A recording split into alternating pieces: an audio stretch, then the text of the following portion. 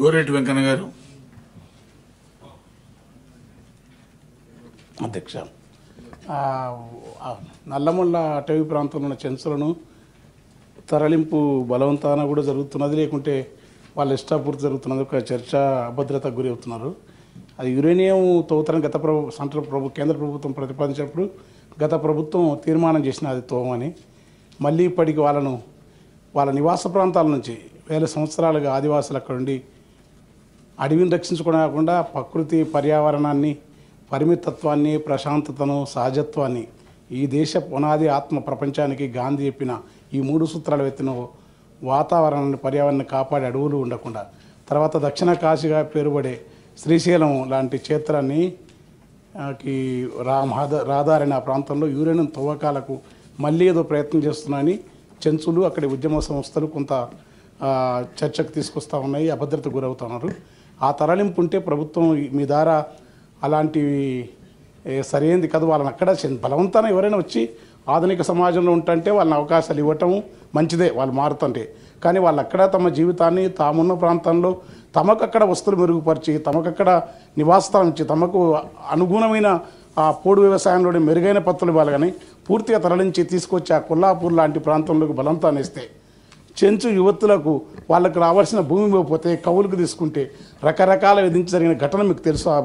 వాటి వివరాలు ప్రపంచానికి సభ్య సమాజమే తలజింతుకునేంత క్రూరంగా, ఎంత క్రూరత్వం అంటే అంత అమానుషత్వం ఈ ప్రపంచంలో ఎవరి పట్టుదరలేదు. దానికి నాగరిక సమాజంతో తరలించుకోవాల్సిన పరిస్థితి.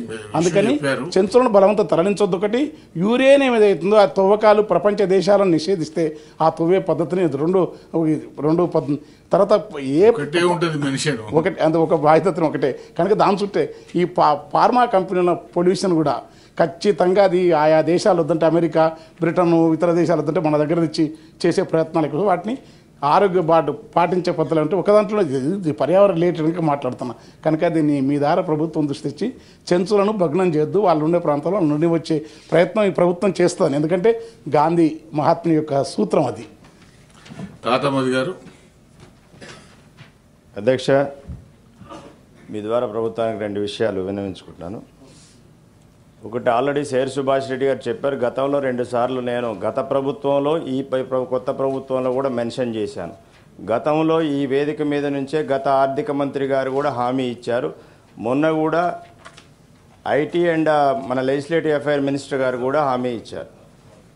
ఎయిర్పోర్ట్స్లో ప్రోటోకాల్ సంబంధించినటువంటి విషయం మీద గౌరవ డిప్యూటీ ముఖ్యమంత్రి గారికి నేను మరొకసారి విజ్ఞప్తి చేస్తున్న మీ ద్వారా. ఎందుకు అనంటే 5,000 ఎకరాలను మనం ఒక ప్రైవేట్ కంపెనీకి ఇక్కడ ఎయిర్పోర్ట్ డెవలప్మెంట్ కోసం ఇచ్చినాం.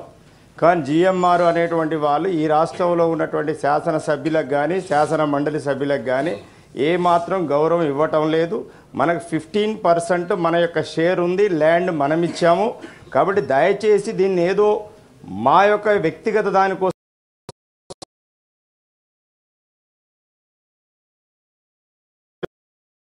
దానికి శాశ్వత పరిష్కారం తీసుకోవాలనేటువంటిది మీ ద్వారా డిప్యూటీ ముఖ్యమంత్రి గారికి విజ్ఞప్తి చేస్తున్నాం. నెంబర్ 1. నెంబర్ 2 లేదు సార్, ఒక నిమిషం sir please.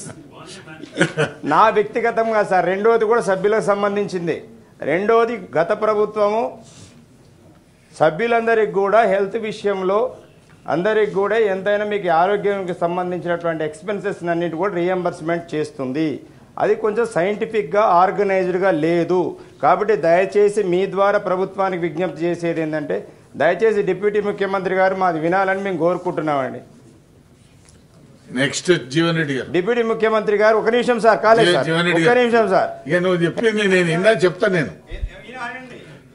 Please Jeevan Reddy గారు చెప్పండి.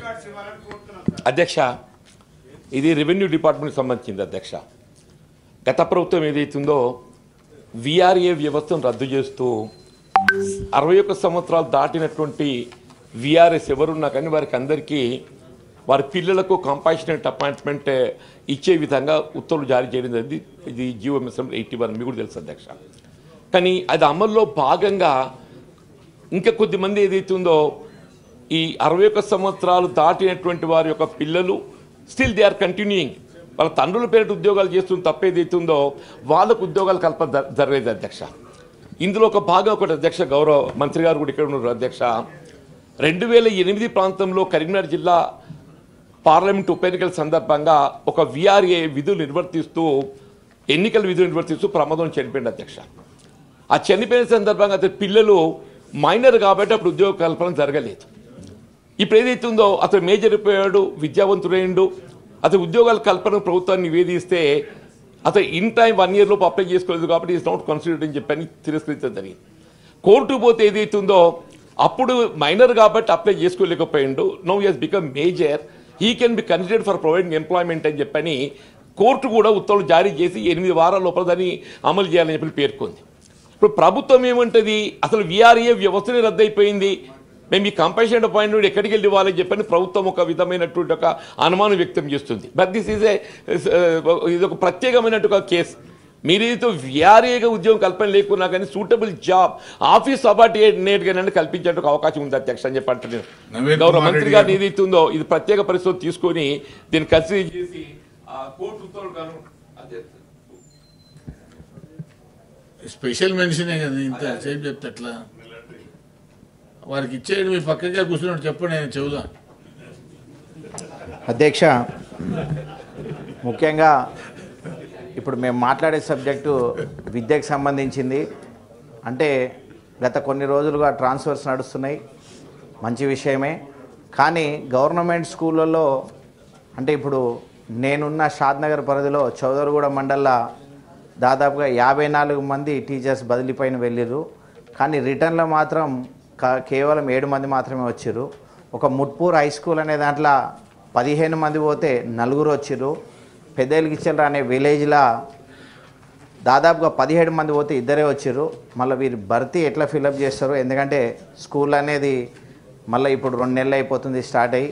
విద్య ఇంపార్టెంట్ కాబట్టి వాలంటీర్స్ను పెట్టి, అంటే సిబ్బంది కొరత ఉంటే వాలంటీర్స్ను గవర్నమెంటే ఖర్చు పెట్టి చదివిపిస్తే చాలా బాగుంటుంది. ఎందుకంటే చాలామంది గవర్నమెంట్ స్కూల్లో చదవడానికే భయపడుతున్నారు. అలాంటిది ఇంకా టీచర్స్ లేకపోతే భవిష్యత్తు కూడా అంధకారం అవుతుంది. గవర్నమెంట్ స్కూళ్ళకించి పిల్లల్ని తీసేస్తున్నారు. ఇది ప్రైవేట్ను ప్రోత్సహించే విధంగా ఉంది. కాబట్టి దీనిపైన ఏం చర్య తీసుకుంటారో ఒకసారి మినిస్టర్ గారు, సంబంధిత మినిస్టర్ గారు కానీ లేదు ఉప ముఖ్యమంత్రి గారు. అధ్యక్ష, వ్యవసాయం తర్వాత అత్యంత ప్రాధాన్యమైనది వస్త్ర పరిశ్రమ, చేనేత.